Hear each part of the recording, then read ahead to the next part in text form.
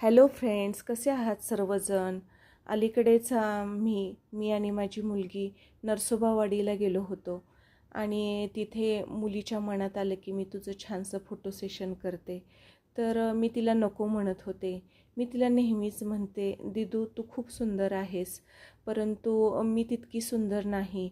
बघ ना माझ्या चेहऱ्यावरती पिगमेंटेशन्स कसे आहेत." तर ती मला खूप प्रोत्साहन देत नेहमीच शांतपणे उत्तर देते की आई, पिगमेंटेशनमुळे तुझी ओळख नाही, तुझा स्वभाव आणि तुझं कर्तृत्व हे खूप सुंदर आहे आणि जगातली सर्वात सुंदर स्त्री माझ्यासाठी तू आहेस. असं बोलल्यानंतर मला खरंच खूप प्रोत्साहन मिळालं आणि मी सुद्धा स्वतःला मी सुंदर आहे अशी समजू लागले. दिदू, तुझ्यासारखी मुलगी प्रत्येक आईला मिळावी.